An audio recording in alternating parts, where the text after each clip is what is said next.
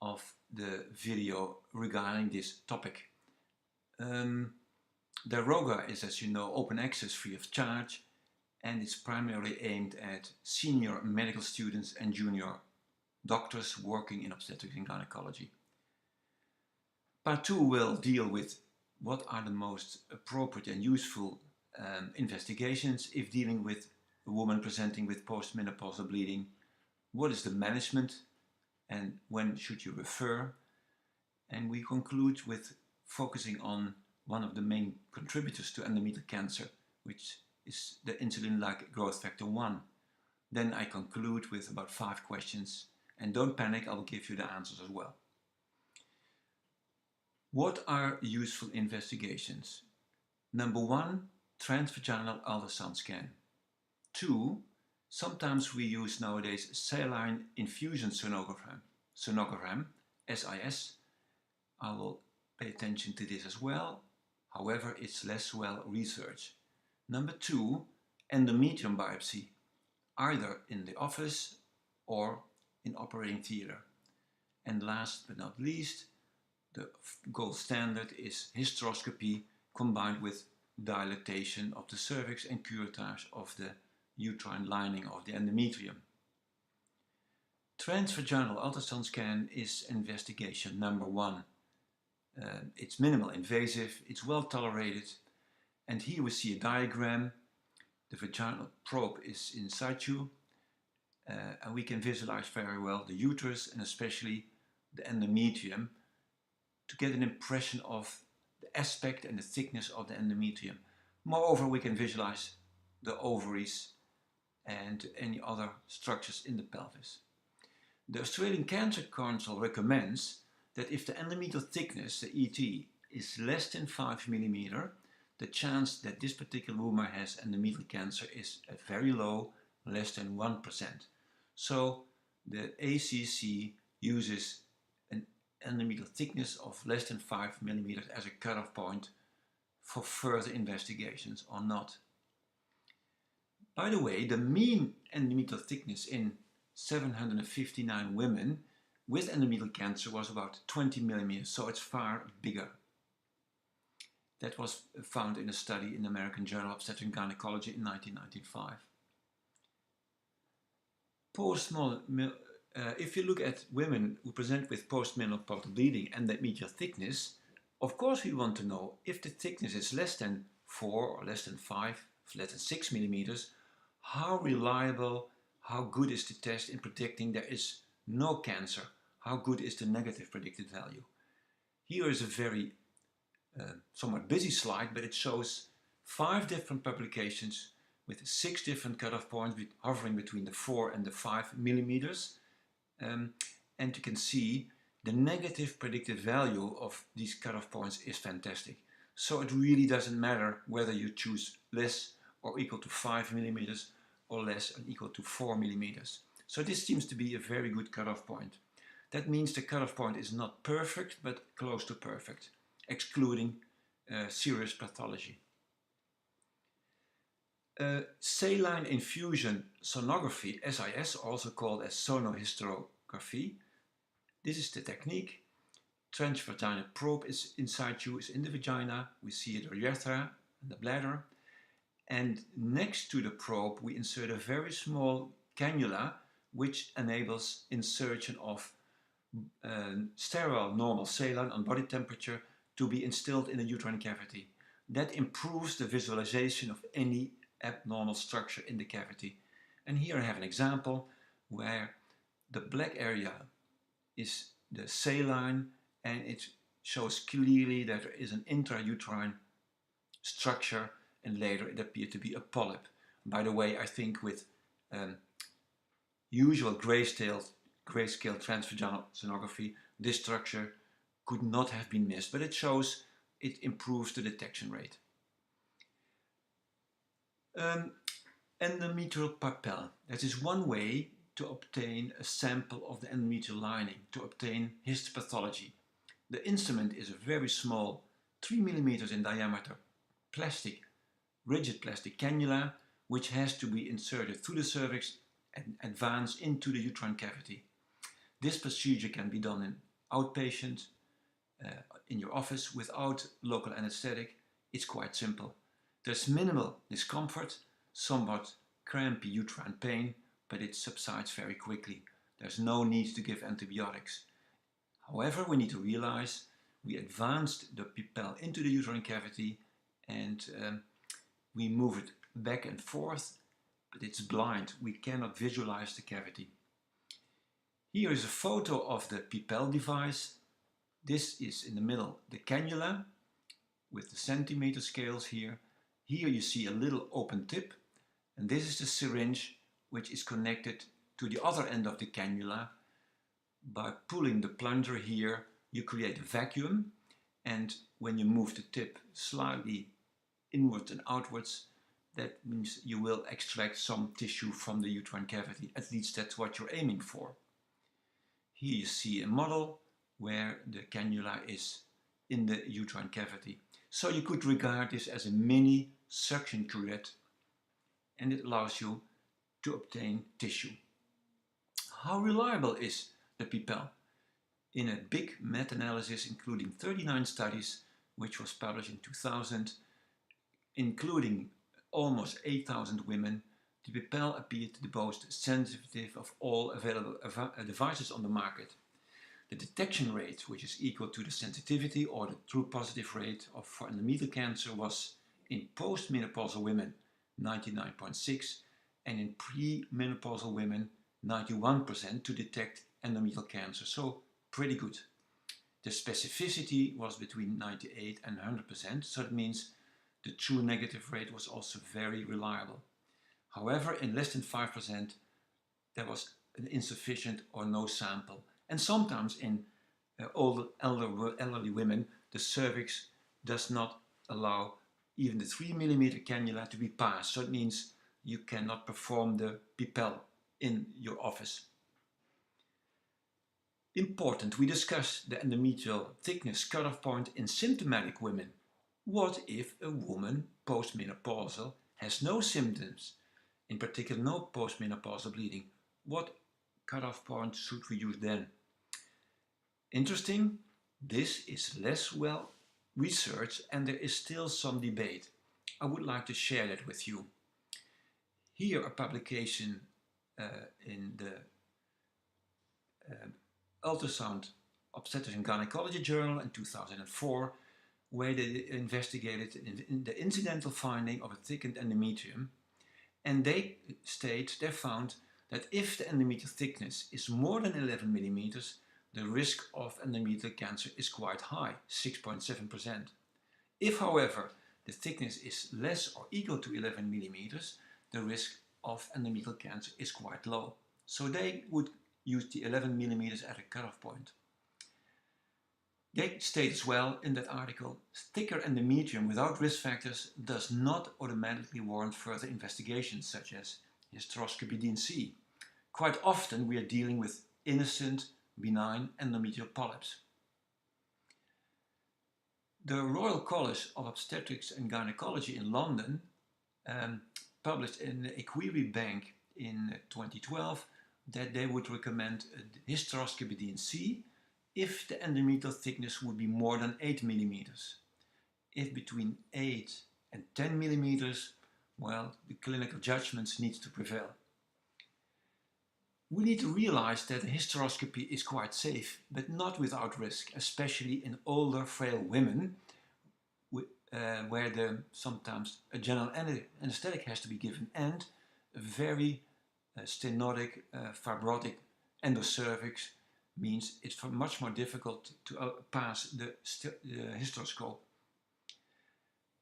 Here, in another publication of Gianelli in 2014, they state that an endometrial thickness cutoff of less or equal to 8 mm appears to be acceptable. And they give all the test data.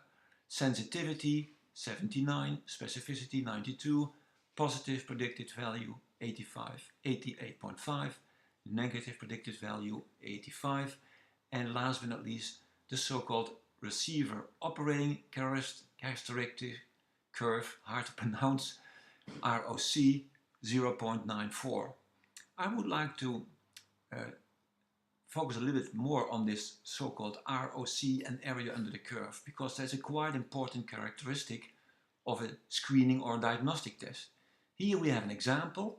The curve in red, what is depicted here is on the vertical axis, on the y-axis, the sensitivity or the true positive rate, and on the x-axis, the horizontal axis, 1 minus the specificity, which is equal to the false positive rate. The blue graph shows an area under the curve, so the total surface area to the right of the blue line of 0.9228, and the red curve shows an area under the curve of 0.89. And that means that the blue test would be superior.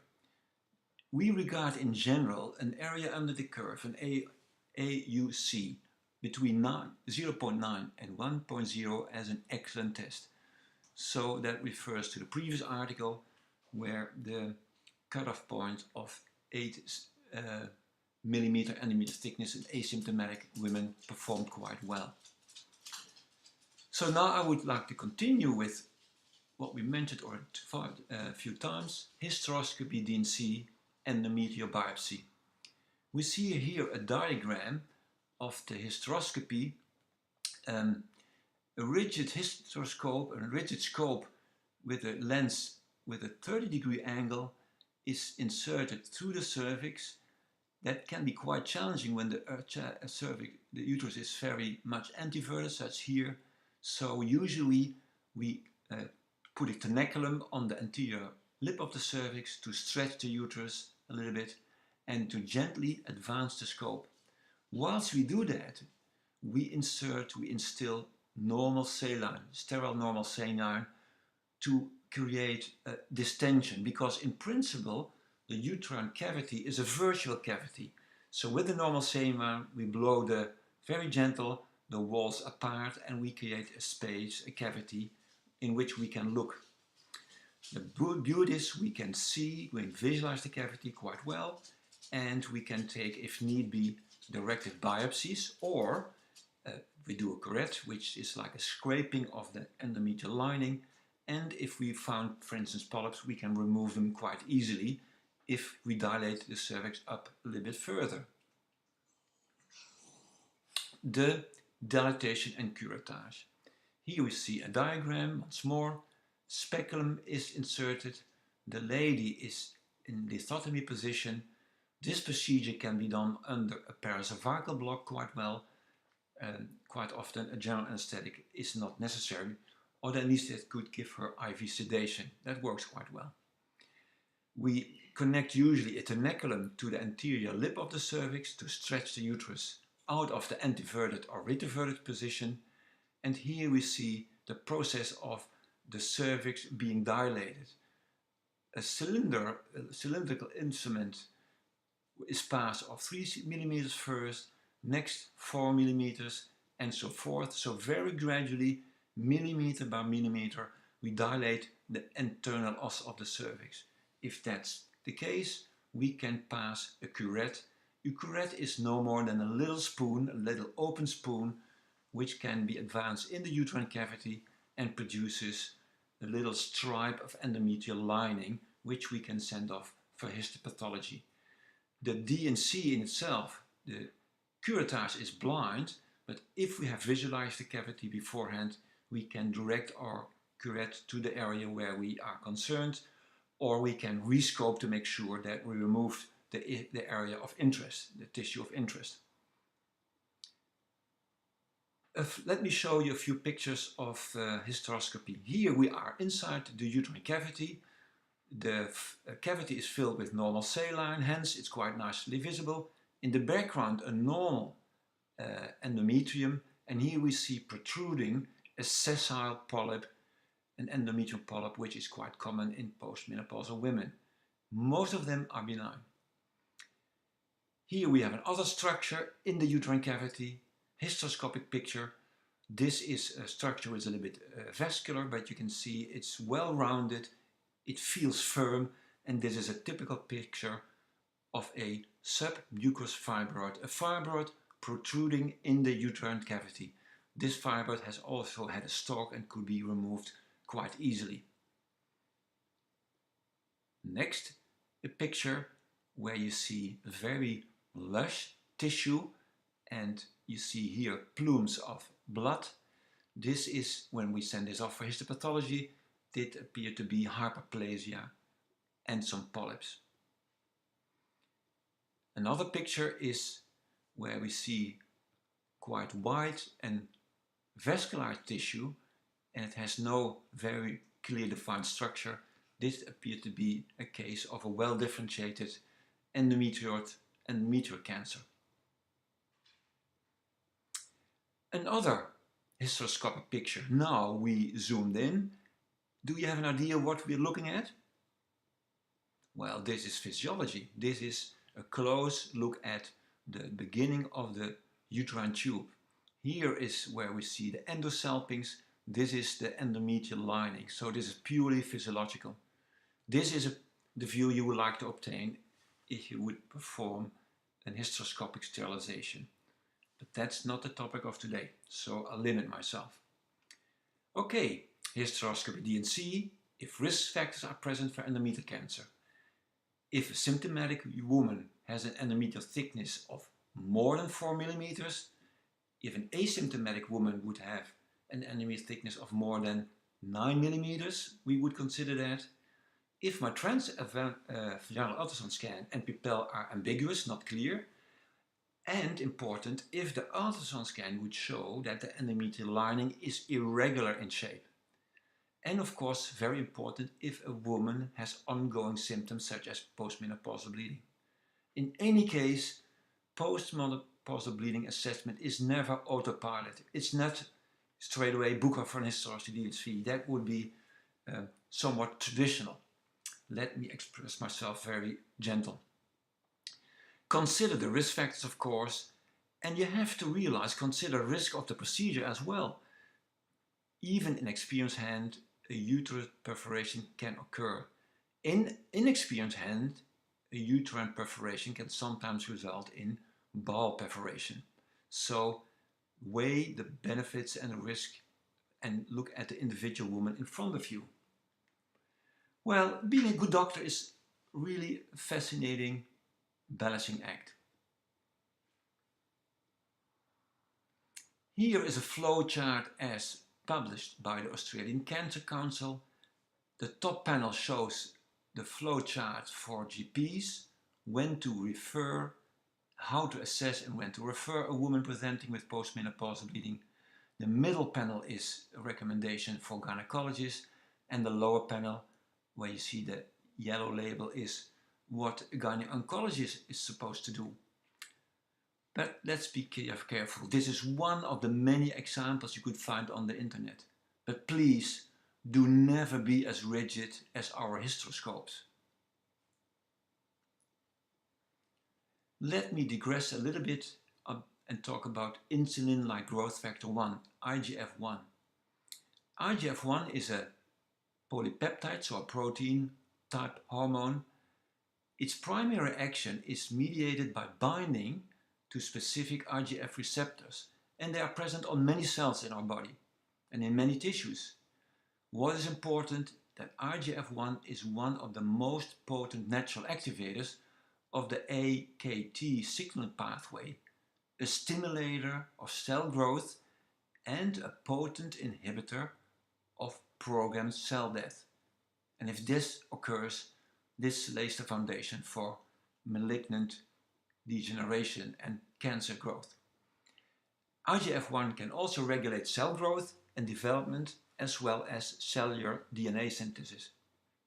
Now let me go back to a schedule, an overview of what can happen in the female body. This in the center shows the ovary. Here we have obesity. Here we have the endometrial cell. I think this depicts the situation which is quite common in women with polycystic ovarian syndrome. They have, as you might know, insulin resistance, a lower level of the sex hormone binding globulin in their serum, and in the peripheral fat in particular, women, from the estrogen, they produce estrogens through converting androgens through the enzyme aromatase. So aromatase results in androgens being converted to estrogens. Excuse me. That means that the bioavailability of estrogens will be increased. So chronic higher level of estrogens produced by the body itself.